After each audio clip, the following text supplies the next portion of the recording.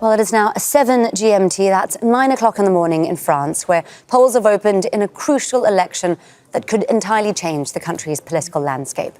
Voters are casting their ballots in the second and final round of snap parliamentary elections. The far-right National Rally is hoping for a historic victory after making huge gains in the first round last month. Left-wing and centrist groups are hoping to prevent it from winning an absolute majority. Well, shortly we'll be hearing from Ibtissem Guenfoud, who's in Marseille in southern France. But first, let's go to the French capital, where Vaessen joins us now from a polling station. Step, as we've been saying, a huge moment for France. We saw that strong progression of the far right in the first round last week. What are we expecting today? Yes, I'm at a polling station here in the capital, at a school where people have been coming in since 8 a.m. and it shows that it's really a very important moment for the French. So they're very keen to vote. What we've seen, of course, in the first round was that the far-right National Rally came on top. And that's what now is happening, is that the left and the center are trying to block a majority, an absolute majority of the far right. They call this here in France a Republican front. So more than 200 candidates have dropped out since the first round to give another candidate a better chance of beating the far right. So we're going to see today if this Republican front that has a history here, a tradition in France, will be as successful as it was in the past. Well, given what's at stake, Step, it was a huge gamble for Macron in calling these elections. Is it likely that pays off? Well, that's also a very big question. Today, he called this a snap election only 4 weeks ago after his party dramatically lost the European elections. And so only 4 weeks of preparation here. And a lot of people, of course, said after the first round, when Macron's party lost so dramatically as well, that his gamble has basically failed. But now, with this Republican front being the joint forces between the center and the left, this could possibly prevent the far right of having an absolute majority, and then there could be maybe even a coalition government between the center and the left, which is very unusual in France. It would also mean that if there's no absolute majority in parliament, that could be a very weak government that comes out of this, and that would still weaken the position of Macron. But then in that case, you could possibly say that his gamble did pay off. Step Vaessen, they're keeping an eye on polling for us in Paris today. Thank you very much, Step, for now. Well, let's now go to Marseille in the south and speak to Ibtissem Guenfoud. Ibtissem, so across France today, I understand there are 92 constituencies where voters are choosing between 3 candidates, but most will only have 2 choices. What's the situation in Marseille?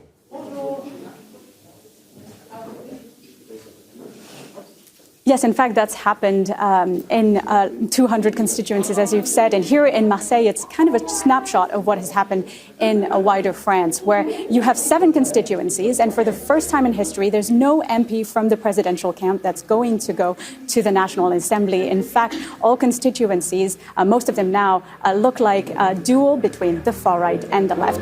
2 of them have actually gone to the left in the first round. So there was a big support there for the left. They've managed to garner 50% of the votes in that first round. But for the 5 other constituencies, it's actually the far right that's leading. And now we've seen political alliances, this strategy to block the far right, to make this barrage with candidates withdrawing in favor of the better candidate, the one that had the highest percentage of votes. And here in this constituency, the first constituency in Marseille, that's also what's happened. This is where the far right has come has got the highest score in all of Marseille, 45%, way ahead of the left, 27%. And the state secretary of Emmanuel Macron's government has actually decided to withdraw in this case in order to give more chances to the left to block the far right from getting that seat. And that's been happening across France, as you've said. Ibtissem, when Macron called the snap election, it was a huge surprise. I mean, even to his own party and prime minister, no one saw it coming. So I've been wondering how people have experienced the campaigning there down in the south.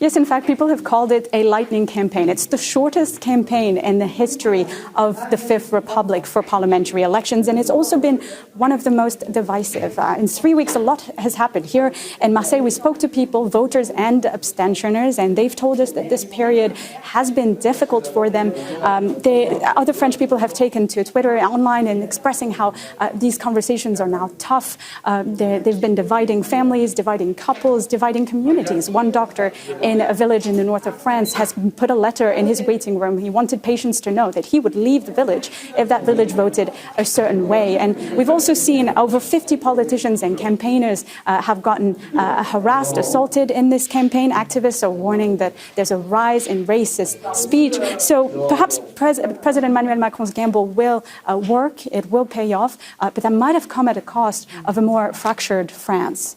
Ibtissem Guenfoud, they're reporting for us live from a polling station in Marseille. We'll be speaking to her later again too. Thank you, Ibtissem. Well, French voters in the overseas territory of New Caledonia have already cast their ballots. It comes just weeks, though, after unrest in the capital, Nouméa, against proposed reforms, which were opposed by the indigenous Kanak population. Authorities have also banned gatherings in the territory this election weekend. Well, these elections for 577 seats in France's National Assembly are a two-round process. Now, for an outright majority, a political party would need at least 289 seats.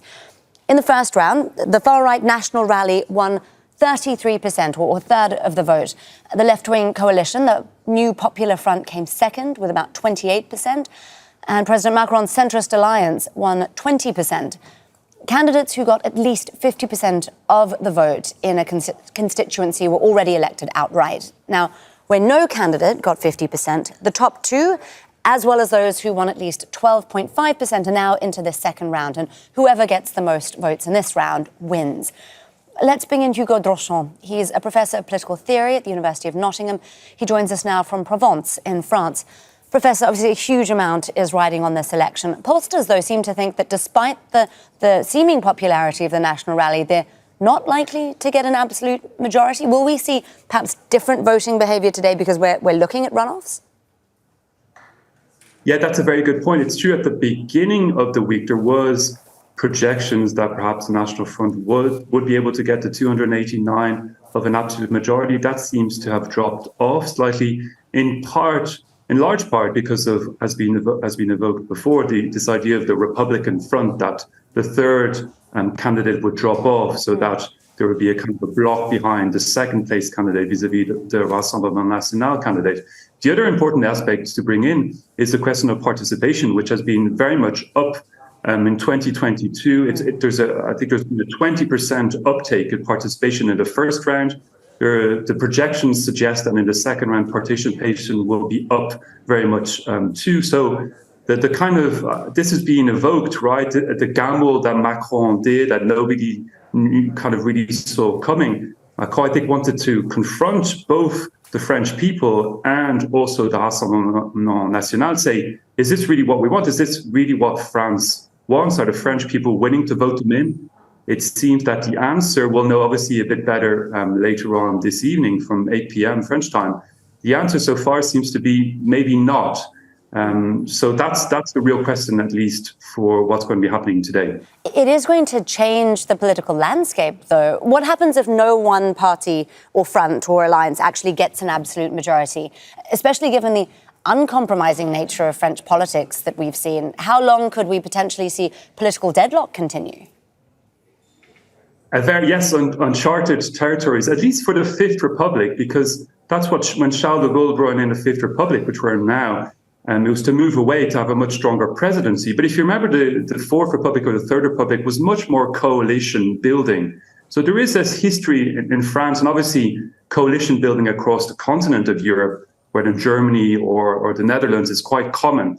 So France is going to have to rediscover that coalition building. There's been already hints and calls from different parties, these kind of open hands saying, should we think about maybe whatever the term they're going to use, national unity government, perhaps not coalition, or at least bring a number of parties together from the Republican front, right from the center left to the center right, Socialist, the Greens, the presidential party, even the center right together, and say, okay, can we come together and agree on a program for the next year? That might take a bit of time to come about, but that seems to be what the political parties are moving towards. So France is going to have to rediscover that. There's been a bit of this already, should we not forget, because Macron in 2022 only had a relative majority himself. He didn't have an absolute majority. So already there, his presidential camp had to pass certain deals with some votes on the centre-left, some votes to the centre-right, sometimes forced it through by decree, which wasn't very popular. So here it's going to maybe have to be a bit more formal than that. And the irony here is that it's the rediscovery of the centrist alliance, which is what brought Macron to power in the first place in 2017. So challenges ahead of trying to figure out how that can work. Indeed. Professor, I want to ask you about the other alternative outcome. Now, if there is an absolute majority for the national rally, then we're looking at cohabitation, so Macron appointing a prime minister, which would be Jordan Bardella. I understand it has happened multiple times before, most recently back in 2002, but given just how diametrically opposed these two men are in their views, if we do have a prime minister, Bardella, how is that likely to go? Yeah, that's going to be very, very difficult. You've rightly said the cohabitation has normally been between a right-wing president and a left-wing prime minister, but that was within the Republican camp, right? As we said, here we have this Republican front which excludes the far right because the far right's not considered to be part of the Republican front. That's going to be very, very difficult. It seems like now that's not really going to happen. This is the really big, interesting challenge for this evening. If the absolute majority is 289, how far are the Rassemblement National from it? If they are quite far from it, for instance, the projections at the most have them at around 210. They're quite far. Marine Le Pen said that, if they're a relative majority, maybe they can reach out to some other parties, maybe the centre-right, the Conservatives, to see if they would vote in some of their policies. But if there's over 40 or 50 deputies missing, that's basically off the table now. That's not really going to happen. So that's the big question. A cohabitation, as you say, with Bardella and Macron would be very, very difficult indeed. It doesn't look like it's going in that direction, at least from the projections, unless there's a big surprise again this evening. And we will see indeed if there is a surprise or not when those results start emerging later on around 1900 GMT. Hugo Drochon, a professor of political theory at the University of Nottingham. Thank you so much for joining us again on Al Jazeera. Thank you. Make sure to subscribe to our channel to get the latest news from Al Jazeera.